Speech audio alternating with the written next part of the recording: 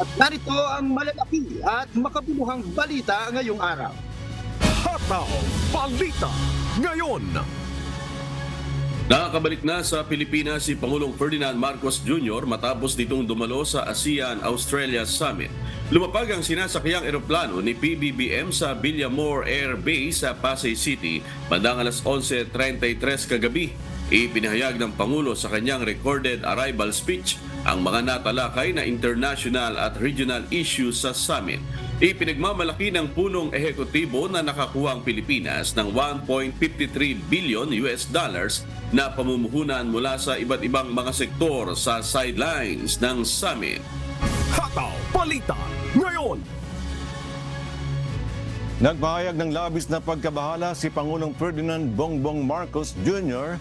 sa pinakabagong insidente ng pangbubuli na ginawa ng Chinese Coast Guard sa barko ng Pilipinas sa West Philippine Sea. Sinabi ni PBBM sa isang video message na patuloy na ipoprotesta ng bansa ang ginagawang harassment ng China sa loob ng Philippine territory. Dagdag pa nito, kailangan ng seryosohin ng bansa ang pagtugon dito dahil nakasira na sila mismo ng cargo ship at nakapagdulot ng injury sa mga Pilipinong manlalayag. I do not think that it is the time or the reason to invoke the Mutual Defense Treaty. However, we continue to view with great alarm this continuing dangerous maneuvers and dangerous actions that are being done against our seamen, our Coast Guard, and in this time they damaged the cargo ship and caused some injury to some of our seamen, and I think that we cannot view this in any way but in the most serious way. Once again, we will make our objections known and hope that we can continue to communicate to find a way so that such actions are no longer seen in the West Philippine Sea. Hataw Balita ngayon. Mariing kinundena ng mga bansang Estados Unidos at France ang panibagong harassment na ginawa ng China sa Philippine vessel kamakalawa March 5.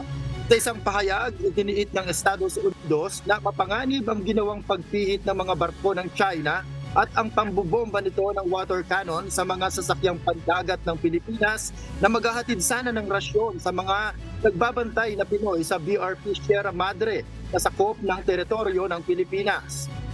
Kinukondena ng US ang pagpigil ng China sa karapatan ng Pilipinas na kalayaan ng paglalayag at makapagdala ng supply sa matagal na nitong istasyon. Bukod dito o bukod sa Amerika, kabilang rin sa nagpahayag ng suporta sa Pilipinas ang bansang France na iginiit ang kahalagahan ng pagdalima sa United Nations Convention on the Law of the Sea, partikular na ang freedom of navigation. Hataw Balita ngayon. Nagpahayag ng suporta si Senator Amy Marcos kay Senator Robin Padilla na pipirma ito para mabaliktad at tutulan ng contempt order na inilabas ng Senate panel laban kay Kingdom of Jesus Christ Group Leader Apollo Kibuloy. Naniniwala ang senadora na hindi na kailangan na pahirapan pa si Kibuloy dahil ang mga kaso nito ay pawang pending in court na. Umaasa naman sina Marcos at Padilla na makakakuha sila ng 8 boto mula sa mga kapwa nito senadora para mabaliktad ang nasabing contempt order para hindi maaresto ng Senado si Kibuloy. Parang hindi naman siya tama at sa palagay ko, sasamahan kami ng iba pa naming grupo, Senator Go, Senator Cynthia, ako, pero hindi pa yata kami umaabot ng kinakailangan na 8 votes o 7 votes para ma-withdraw yung contempt order. Pero mulat sa poll, talagang tutol ako sa pag-i-issue ng sabina. Yung ibang akusasyon ay napakatagal na, ba't ngayon lang lumilitaw ng sabay-sabay? Baka naman may nasa likod ng lahat na ito. Kaya gusto natin bigyan siya ng pagkakataon, higit sa lahat. Ang pagkaintindi ko, meron na rin mga kaso na pinila sa korte. Kaya't siguro huminahon tayo at wag naman natin na inaapi yung tao. Hataw Balita ngayon. Umabot na sa 9.4 million ang bilang ng mga Pilipinong walang trabaho o jobless. Batay sa latest survey na isinagawa ng Social Weather Station o SWS nitong buwan ng Disyembre ng nakarang taon, nasa 19.5% ng mga Pilipino ang walang trabaho. Mas mataas ito ng 2.6 points kung ikukumpara sa Adult Joblessness Survey noong September 2023 na nasa 16.9% o katumbas ng 7.9 million na mga Pilipino. Nakita sa survey na ilan sa mga wala pa ring trabaho ay ang mga umalis sa dati nilang trabaho, mga first-time job seeker o mga nawala ng hanap buhay dahil sa hindi maiiwasang pagkakataon. Hataw Balita ngayon. Ang Department of Education o EDSA na huwag maniwala sa kumakalat na peking pangbaon post sa social media na umano'y magbibigay ng allowance na umaabot sa 5,000 piso para sa grade 1 hanggang grade 6 na elementary students. Batay sa abiso na inilabas ng DepEd, hinimok nito ang mga magulang na huwag magbibigay ng identification at school information ng kanilang mga anak sa mga ganitong klase ng post para sa kanilang seguridad. Ikiniit ng ahensya na bumisita lamang sa mga official social media accounts at website ng DepEd para sa anumang announcement at impormasyon. Hataw Balita ngayon. Aprobado na kahapon ng House Committee of the Whole ang resolution of both houses number 7 o ang panukalang naglalayong amyendahan ng economic provisions ng 1987 Constitution. Ito ang House version ng panukalang layong amyendahan ng economic provisions ng saligang batas, partikular na sa public utilities, education at advertising industry.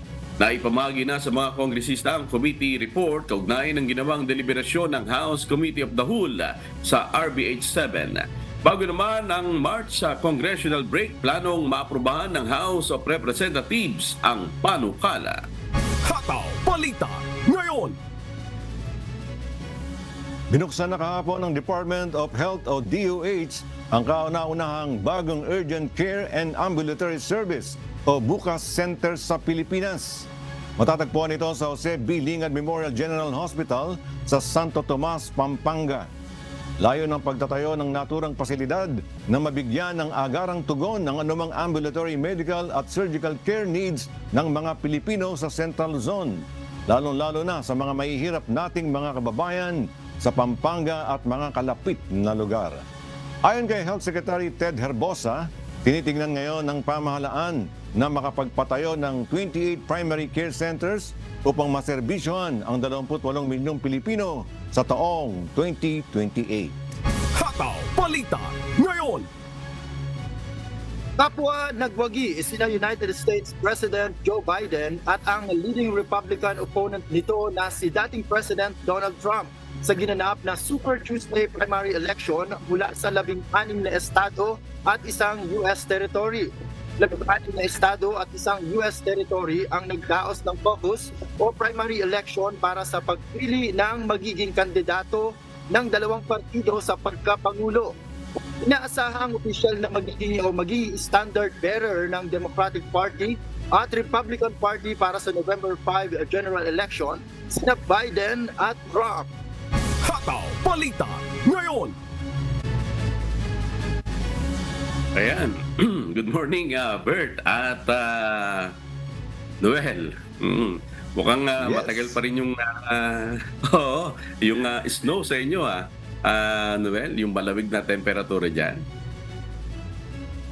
Oo nga amigo, at actually ngayon ay negative 16 pero yung dahil sa wind chill umaabot ng negative 22. At yan nga, medyo malamig ngayong araw, pero naman maganda dahil next week, God willing, ay starting Friday, this week mararanasan na rin dito yung positive na temperature, pero single digit pa rin at lumalamig pa rin yan. Kaya ini-enjoy na rin namin habang meron pa.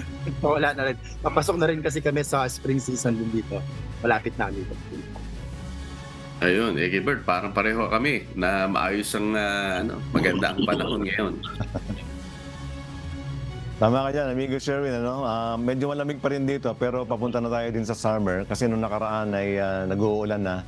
Mga senyalis yan ng pag-change ng weather, amigo Sherwin. Ano bang masasabi nyo dito sa panibagong pambubuli na ginawa ng China dito sa ating mga barko, no? Dito sa kanilang resupply mission kung saan merong mga nasugatan at bagyang nasira yung barko ng Philippine Coast Guard, Noel at Bert. Oo nga amigo at Bert, syempre kahit saan natin tingnan talagang hindi tama na meron mga ganyang action na ginagawa ng China kontra dun sa mga naglalayag nating mga kababayan dyan sa dako na yan ng West Philippine Sea. At yung sinasabi nga ni Pangulong Marcos na nakakabahala na ito at yun nga sana yung sinasabi din niya na gagawin na rin yung paukulang pakikipag-ugnayan din talaga sa bahagi naman ng China para matigil na rin itong matagal na ito amigo ng mga issues na ito at sana nga maging yung pagkondena na rin ng mga bansa at maging dinala na rin nila ito sa international audience at yun nga sana ay pati yung ibang mga bansa kung may tutulong din tumulong na rin para hindi na maulit o mangyari pa ulit itong ganitong insidente. Yes, amigo Sherwin, we are expecting ng respeto naman ng bawat bansa. Kaya nga siguro tama ito na makipag-ugnayan ng ating Pangulo doon sa leader naman ng China dahil hindi naman talaga pwedeng ganito na lamang gagawin nila. Ang tawag nga parang pambubuli at wala naman tayong gagawin. At salamat na lang at siyempre ito ay nalaman na rin ng iba't ibang mga bansa para matugunan itong problemang ito, amigo. Kaya malaking bagay yung pagka nasa resupply mission yung tropa ng pamahalaan merong aerial shot or video na nakikita kasi dati parang itinatanggi at nakakabahala nga kasi dyan Noel at Bert dahil dati naman walang ganyang pambobomba ng water cannon, walang pangbangga nga nagaganap dun sa ating sasakyang pandagat. Ngayon may mga nasugatan at sana tumalima naman at igalang naman ng China yung sa UNCLOS at yung ating teritoryo.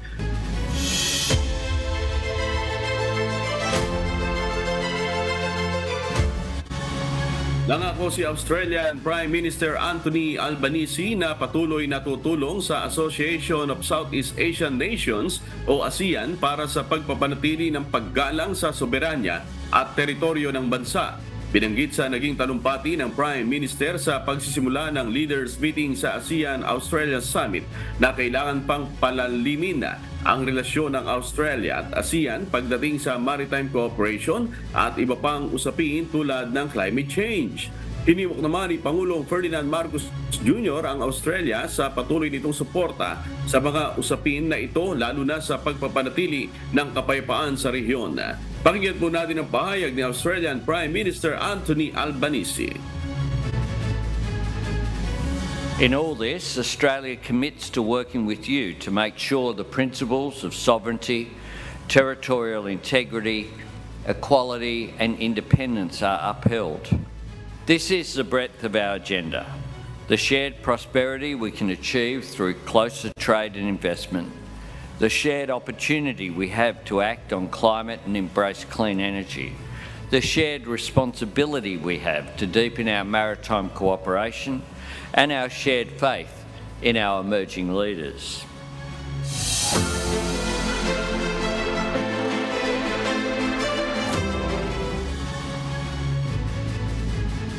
Nabasag ang windshield ng Unaiza May 4 dahil sa lakas ng pambomba ng water cannon ng dalawang Chinese Coast Guard noong Martes sa West Philippine Sea. Tagumpay naman ang sinagawang resupply mission ng pamahalaan. Mula sa Palawan, may umahato na balita si Andy Pagayona live. Hataw Balita ngayon.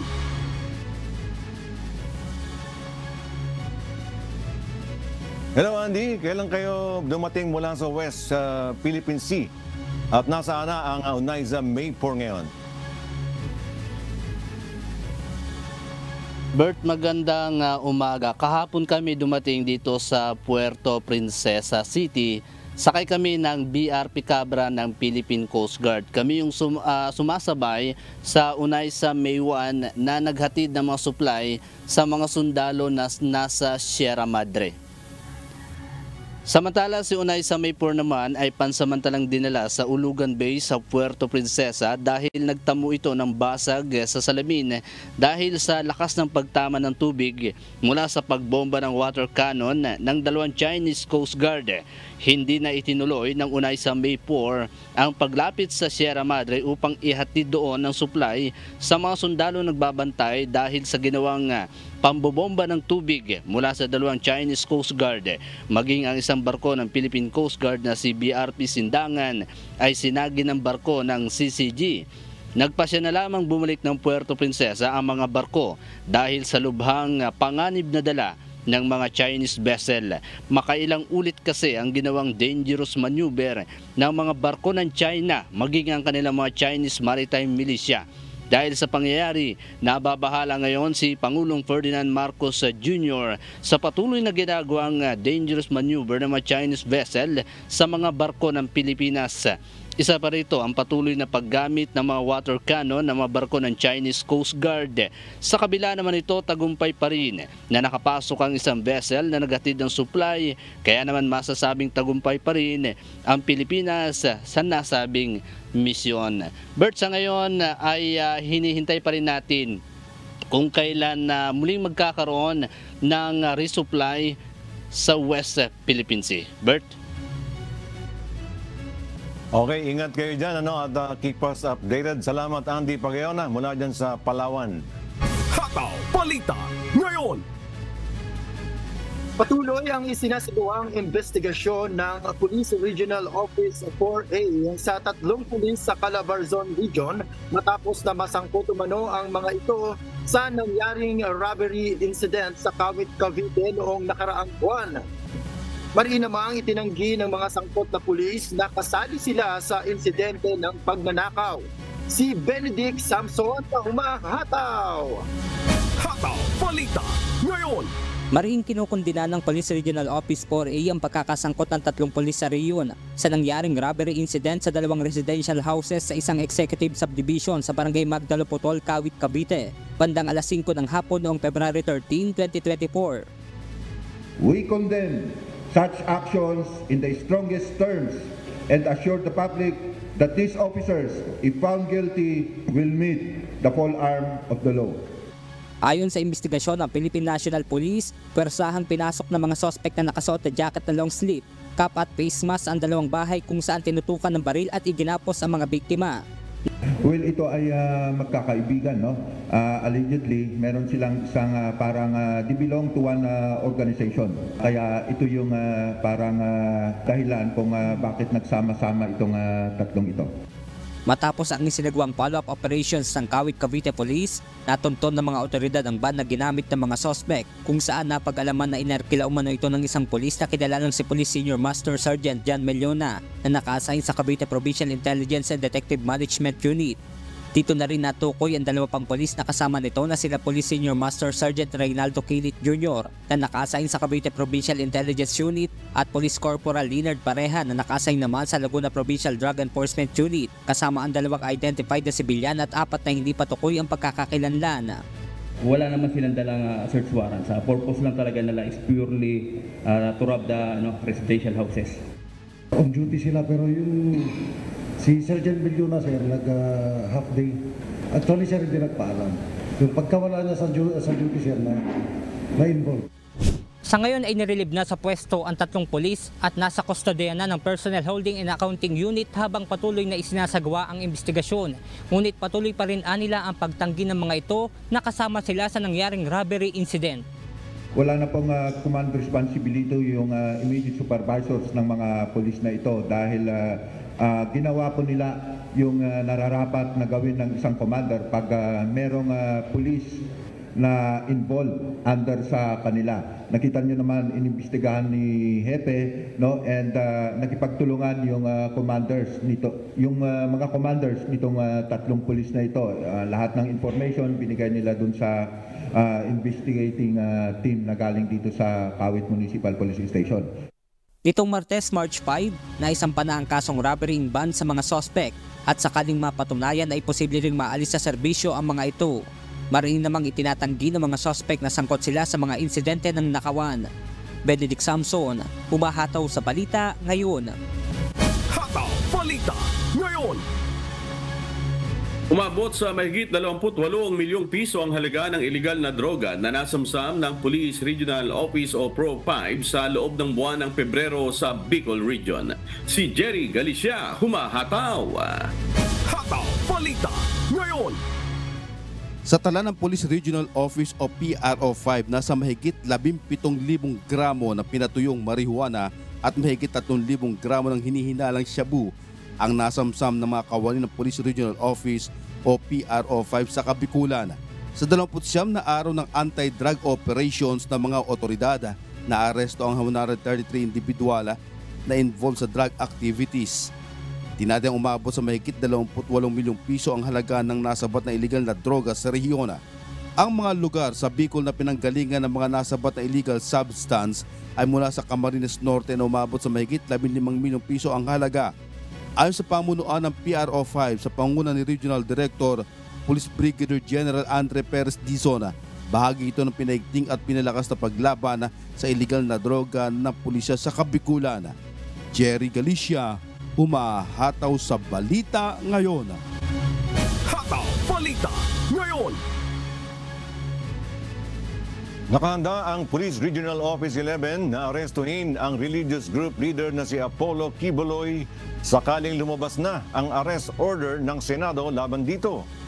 Ayon sa pulisya, patuloy ang kanilang intelligence monitoring sa kinaroroonan nito. Si MJ Vasquez, humahataw. Hataw Balita ngayon.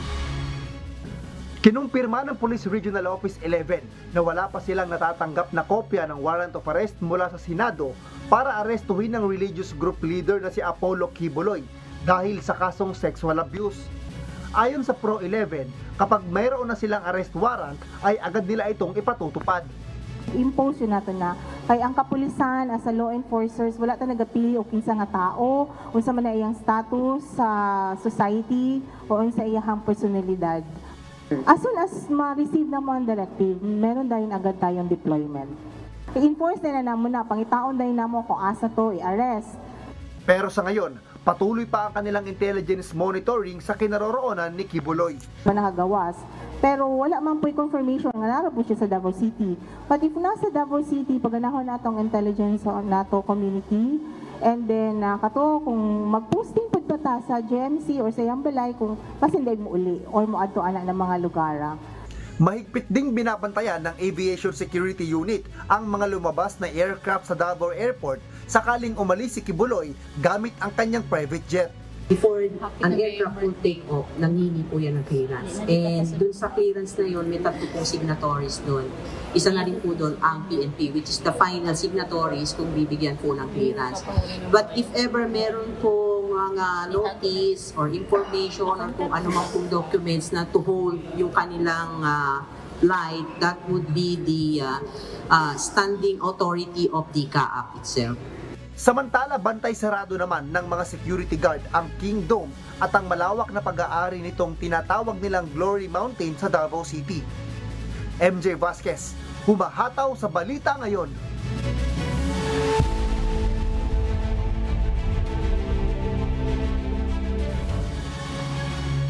Kinasuhan ng grupo ng mga pro-Palestinian lawyer at humanitarian advocate ang federal government ng Canada dahil sa pagpapadala nito sa Israel ng gamit pandigma.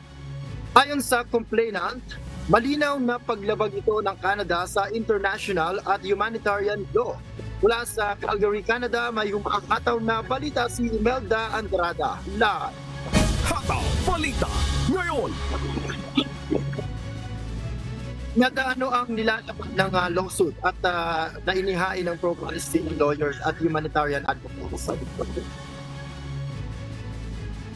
Noel, hiniling sa korte ng Canadian Lawyers for International Human Rights o CLIHR na isang non-profit group kasama ng Ramallah-based non-profit Al-Haq Law at mga grupo ng Palestinians Canadians na harangin nito ang pagpapadala ng Canadian Federal Government ng military goods and technology sa Israel. Mataas ang mga naturang pag-export at lumalabag sa domestic at international law obligation ng bansa. Malaking panganib din ito na maaaring magamit at makalikha ng karahasan sa mga Palestinian. Kabilang sa sinampahan ng kaso si Canadian Foreign Minister Melanie Joly dahil sa pag-aproba nito ng $28.5 million worth of military goods and technology o mahigit 1.1 billion pesos. Ayon kay Toronto-based CLIHR lawyer Henry Off, nais nila na sumunod ang Canada sa sariling batas nito at huwag nang mag-ambag sa paglabag sa international law. Gayunman, itinanggi ng Ottawa ang mga akusasyong ito at sinabing non-lethal equipment ang mga ipinadala nito sa Israel. Balik sa iyo, Noel. Imelda, bukod ba sa Canada, may ibang mga bansa rin na nagkaroon ng lawsuit dahil sa kanilang aksyon sa Gaza? Noel, ang mga katulad na kaso ay isinampa din sa US, UK at Netherlands upang harangan ang pag-export ng mga kalakal ng militar sa Israel. Noel? Alright, sige. Maraming salamat sa update, Imelda Andrada mula sa Calgary, Canada. Hataw Balita ngayon! Nagpahayag ng kanyang salubingin ng isang Thai expert for Southeast Asian Studies ukol sa nangyaring kaguluhan sa pagitan ng Filipino at Thai transgenders sa Thailand.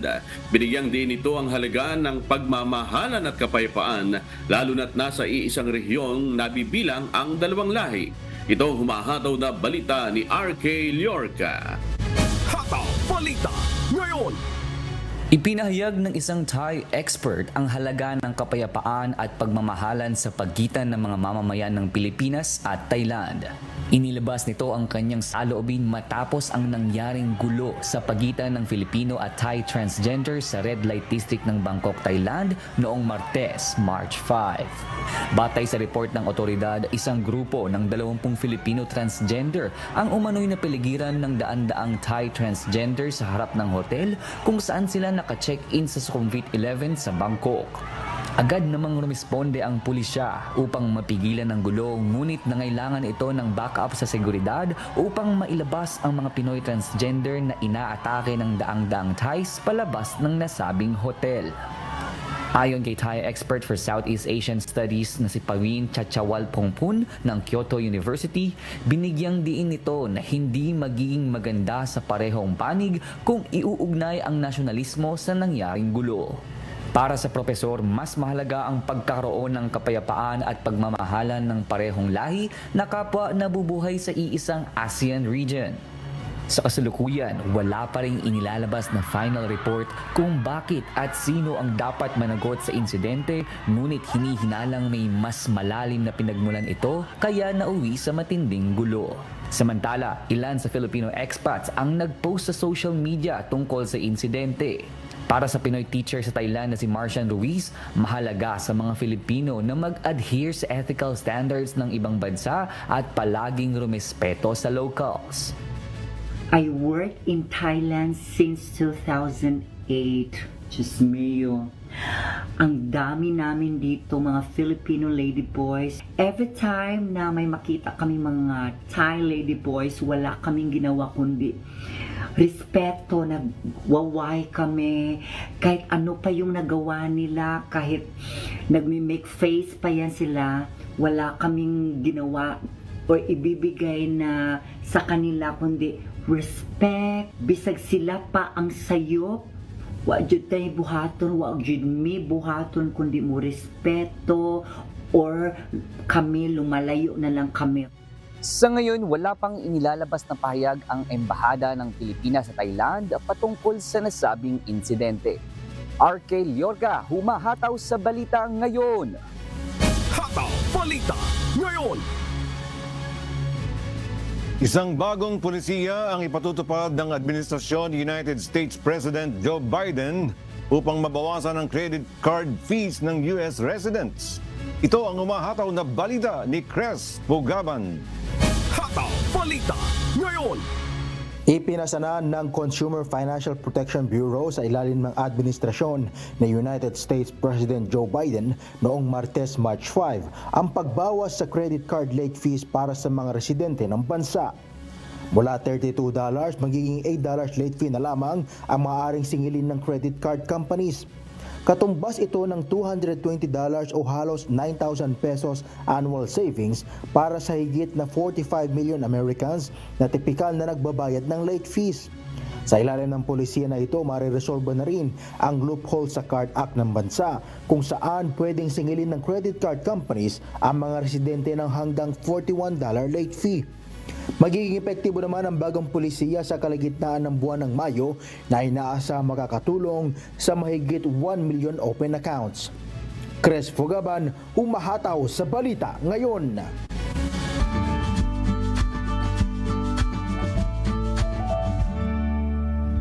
Alamin ang magiging lagay ng panahon sa iba't ibang bahagi ng bansa ngayong araw ng Huwebes. Panoorin po natin ang update mula sa Philippine Weather Bureau, Pag-asa. Umiiral pa rin pong mainit at maalinsangang panahon sa malaking bahagi po ng bansa. Dulot po yan ng easterlies o yung hangin po galing sa silangan, particularly the Pacific Ocean, habang nagsisimula ng umihip naman yung northeast monsoon or amihan dito po sa may extreme northern Luzon. Base naman sa ating latest satellite animation, wala tayong nakikita pa rin anumang weather disturbance na makakaapekto sa ating bansa hanggang sa weekend. Sa ngayon po, dahil dun sa ating amihan ay magiging maalon dito sa may parteng extreme northern Luzon hanggang 2.5 meters. Pero in the coming days po, such as bukas, posibleng malaking bahagi na po ng Ilocos Region at Cagayan Valley magkakaroon ng maalon na karagatan, dulot ng unti-unti pang pagbaba po ng ating amihan. Habang pagsapit ng weekend, maaaring maging maalon na rin po dito sa may baybayin ng Aurora, Quezon, Bicol Region at silangang baybayin po ng Visayas dahil sa unti-unti ring paglakas po ng ating northeast monsoon.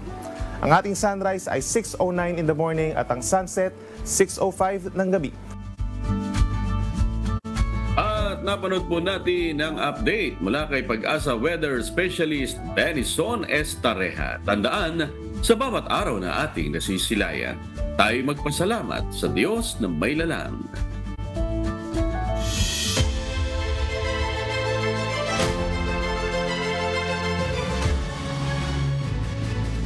Nilinaw kahapon ng Metropolitan Manila Development Authority o MMDA na patuloy pa ring manghuhuli at mag-i-issue ng violation ticket ang mga lokal na pamahalaan sa National Capital Region o NCR. Sa kabila ng desisyon ng Korte Suprema pabor sa single ticketing system kung saan nakasaad na tanging MMDA lamang ang pwedeng mag-issue ng citation ticket sa mga lumalabag sa batas trapiko sa Metro Manila. Paliwanag ng MMDA, hindi pa naman final and executory ang desisyon ng Korte Suprema kaya hindi pa naman ito ipatutupad sa ngayon at hindi naman anila kakayanin ng kanilang puwersa kung MMDA personnel lang ang manghuhuli sa mga pasaway na motorista. Pakinggan natin ang pahayag ni Acting MMDA Chairman Attorney Don Artes.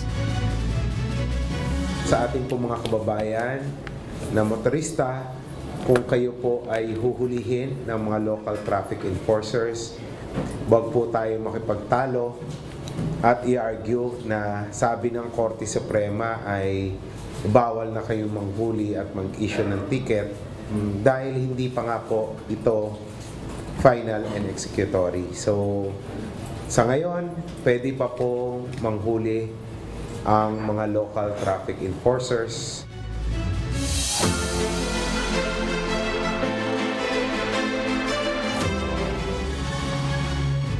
Patuloy pa rin ang isinasagawang search and retrieval operation ng Philippine Coast Guard para sa 4 pang nawawalang mangingisda mula sa Surigao City. Ayon sa Coast Guard Station ng lungsod, alas 5 ng hapon nito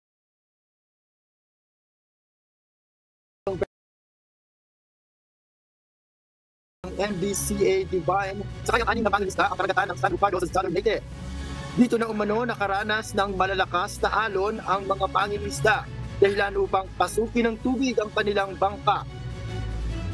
2 na sa 6 na nawawala ang nare-rescue ng PCG at sa ngayon ay nagpapagaling matapos silang magpalutang-lutang sa dagat ng halos 2 araw.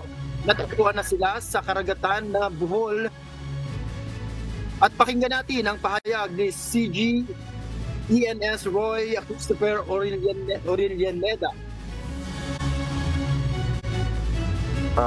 Sa mga tagapakinig, baka meron kayong mapadpad sa inyo na mga individual, kindly render necessary assistance, then report immediately to the nearest Coast Guard unit para ma-verify natin o kung yun ba yung mga tao na ba yun is kasama sa na-missing dito sa area ng Surigao, sir. We're hoping and praying na mabuti sila sa ng kalagayan.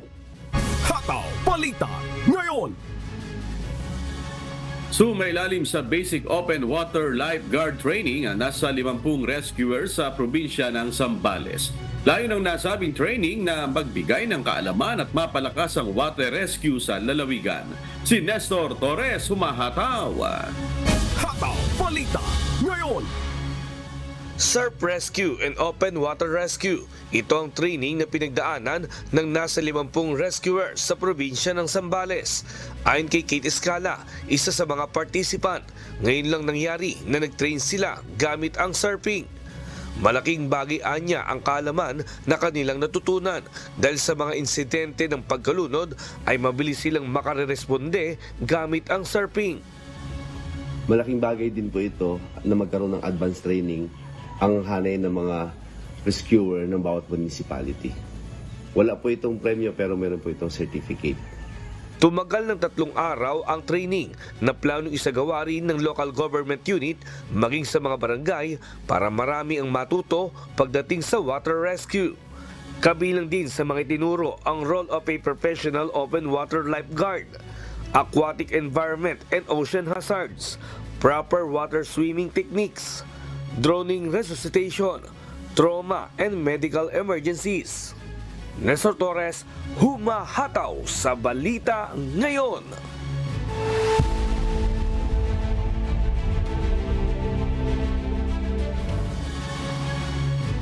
Posibleng itaas ang ipatutupad na multa para sa mga paglabag sa batas ukol sa pagsusuot ng seatbelt sa New Zealand. Samantala, ilan pang mga panukala ang pinagsisikapang isulong upang mas matugunan ang kaligtasan sa mga kalsada sa bansa. Ito ang humahataw na balita ni Early Briones. Hataw Balita ngayon. Maaari magtripli na ang multa sa di pagsuot ng seatbelt at roadside oral fluid testing sa New Zealand. Ipapatupad ito ayon sa bagong proposed na transport policy ng pamahalaan ng bansa. Sa kasalukuyan, nasa 150 New Zealand dollars o 5,100 pesos ang multa na ipinapataw sa mga nahuhuling hindi gumagamit ng seatbelt. Batay sa bagong policy statement on land transport na inilabas kamakailan lamang ng gobyerno ng New Zealand, maaari itong umabot sa 450 New Zealand dollars o 15,300 pesos. Isa ang paggamit ng seatbelt sa pinakamabisang paraan para makaligtas ng buhay at mabawasan ang mga pinsala sa panahon ng aksidente. Subalit halos mahigit sa 80 katao ang naitatalang namamatay taon-taon dahil sa hindi paggamit nito. Ayon sa report, upang mas matugunan ang kaligtasan sa mga kalsada, pagsisikapang isulong ang isa pang panukala, ang roadside oral fluid drug testing. Ito ay screening test sa pamamagitan ng oral swabbing upang malaman kung ang isang driver ay gumagamit ng ipinagbabawal na gamot.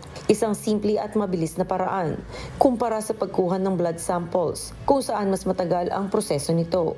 Sa pamamagitan ng nasabing pagsusuri, inaasahang mahigit 50,000 tests ang maisasagawa ng mga pulis sa loob ng isang taon. Kasabay ng roadside oral fluid drug testing, paiigtingin din ng roadside breath alcohol tests, kung saan inaasahan ng gobyerno na aabot ng at least 3 million test ang naisasagawa kada taon. Ang alak at droga ang tinaguri ang leading contributors ng fatal crashes sa New Zealand. Subalit 26% lamang ng mga drivers ang nag-iisip na sila'y maaaring mahuli na nagmamaneho under the influence of drugs at 60% naman sa pagmamaneho under the influence of alcohol. Ayon kay Christopher Luxon, Prime Minister ng New Zealand, ang mababang bilang na ito ay hindi katanggap-tanggap at kailangang baguhin. Kaya naman hindi lang ang di paggamit ng seatbelt at pagmamaneho ng under the influence of alcohol and drugs ang papatawan ng mas mataas na multa, kundi pati na rin ang mga disqualified drivers na patuloy na nagmamaneho. Early Briones, humahataw sa balita ngayon. Hataw Balita ngayon. Bumaba ng 1% ang presyo ng langis. Talaga ng pangamba sa ekonomiya ng China. Sa kauna-unahang pagkakataon naman, nagsampa ang United States Treasury ng sanksyon laban sa Greece-based spyware company at mga affiliate nito. Samantala, nagtaas ng 17% sa first check bag ang Delta Airlines. Ito ang umahataw na balita ni Noni Ramos. Hataw Balita ngayon! Bumaba ng 1% ang presyo ng krudo noong Martes, March 5. Dala ng pangamba sa plano ng China para sa kanilang ekonomiya. Para sa taong 2024, naglunsad ng goal na 5% ang pinakamalaking oil importer sa buong mundo. Pero ang tanong ngayon ay papaano nila ito gagawin? Nakatagdag pa sa pagbaba ng presyo ng krudo ang bumabagsak na risk appetite ng mga investor sa kabila ng suporta mula sa mas mahinang US dollar. Sa ngayon, tumaas ang US crude stocks ng 423,000 barrels sa linggo noong Marso 1, mas maliit sa 2.1 million barrels na inaasahan ng analyst batay sa isang poll. Samantala, nag-anunsyo ang Treasury Department noong Martes na pinarusahan ito ang 2 tao at isang Greece-based commercial spyware company. Naglalabas di umano ng technology na ginagamit laban sa US government officials, journalists at policy experts. Ang tinutukoy na kumpanya ay ang Intellectia Consortium. Ayon sa mga ulat, nagbenta at namigay di umano ng commercial spyware at surveillance tools para sa targeted mass surveillance campaigns. Ito ang unang pagkakataong ang Treasury Department ng Estados Unidos ay nagparusa sa mga tao o sa mga entities sa paggamit ng spyware. Sa ibang mga balita naman, nagtaas na ang Delta Airlines ng 17% para sa first check bag. Nangangahulugan ito ng $5 o 278.86 pesos na karagdagang fee para sa domestic flights. Ang Delta Airlines ang ikatlong major US carrier na nagtaas ng bag fees noong nakaraang linggo pagkatapos ng American Airlines at United Airlines. Taong 2018 nang huling nagtaas ng bag fees para sa mga domestic flights. Ayon sa airline company, makatutulong ang pagtaas ng presyo sa tumataas din na gastos sa industriya. Noni Ramos, humahataw sa balita ngayon. Hataw Balita ngayon! Nakisa ang mga estudyante sa ginanap na soiree monochrome ball na bahagi ng social gathering at extracurricular activity ng FIPA School sa Abu Dhabi. Iniaalok naman ng institusyon ang quality at affordable education para sa mga anak ng overseas Filipino workers sa UAE. Itong humahataw na balita ni Bradley Robusa. Hataw Balita ngayon! Nagpakitang gilas sa inihandang sayaw, awit at pagtugtog ng mga instrumento ang mga anak ng ating mga kababayang overseas Filipino workers sa ginanap na FIPA Soiree Monochrome Ball sa Millennium Plaza Hotel sa Abu Dhabi noong Sabado, March 2. Naitatag ang FIPA Schools noong 2022 na layong matulungan ang ating mga kababayang overseas Filipino workers na mabigyan ang kanilang mga anak ng dekalidad na edukasyon sa abot kayang halaga. FIPA Schools is not just offering a quality education, but also we are offering one of the lowest tuition fee rate in the UAE. So scholarship, we have different categories. Number 1, we have the academic category, which is kailangan nila mag-maintain a grade, and also character and behavior. And another category is a non-academic scholarship, which inano namin yung mga talented children, talented students, na pwedeng maabot ng mga pangarap nila kahit na estudyante pa lang sila. Si Zara, naging isa sa non-academic scholar ng FIPA Schools dahil sa kanyang talento at husay sa pag-awit. FIPA Schools always offers the best, even for such an accessible amount. And as for the scholarships, it's great to see that it's also based on skills and talents and more extracurricular scholarships. Ang OFW na si Ginang Arieta Bautista, todo suporta sa kanyang scholar na anak na si Kyra. Dumadaan kami talaga ngayon sa pagsubok, pero nilalaban pa rin namin kasi ayaw namin silang isurrender. Hindi mo kasi pwede ipagpalit yung karangyaan kung hindi mo naman mapapalaki na maayos sa mga anak mo sa tabi mo. The thing is that I can't afford to lose my scholarship po, and at the same time I can't set aside my work po. Motivation ko po kasi talaga is yung parents ko po. Matapos ang naging epekto ng COVID-19 pandemic, minabuti ng institusyon na isagawa ang FIPA Soiree Ball upang mabigyang halaga ang extracurricular activities ng mga estudyante. We do believe in FIPA schools now. We cannot just confine education and learning within the four walls of the institution. We need to bring our kids outside. We need to let them know how to socialize to everyone. Social graces is very important, how they act in public, how they need to talk to their peers properly and in good demeanor. Sa pamamagitan ng ganitong mga pagtitipon, nabibigyang pagkakataon ang mga kabataang Pinoy, hindi lamang upang ma-enjoy ang social activities, kundi upang mahinang din ang kanilang mga talento. Bradley Robuza, humahataw sa balita ngayon. Hataw Balita Ngayon. Patuloy po namin kayong inaanyayahan sa nagpapatuloy na mass indoctrination ng MCGI. Day number 9 na po tayo, mamayang 7 p.m. Philippine Time. The official MCGI social media accounts, kabilang ang MCGI channel, ang official YouTube channel ng Members Church of God International. Patuloy rin po namin kayong inaanyayahan na makiisa sa Global Prayer for Humanity tuwing Lunes hanggang Biyernes alas 9:30 ng gabi. Ito po ay i-stream ng live sa lahat ng MCGI social media accounts. Ang Global Prayer for Humanity ay bukas po sa lahat, anuman ang inyong relihiyon o lahi. At sa aming ibabahaging mga salita ng Diyos na ating sandigan, mula sa Panaghoy, Kapitulo 3, talatang 22 hanggang 23. Sa mga kaawaan nga ng Panginoon ay hindi tayo nalipol, sapagkat ang kanyang mga habag ay hindi nauubos. Ang mga yaoy bago tuwing umaga, dakila ang iyong pagtatapat.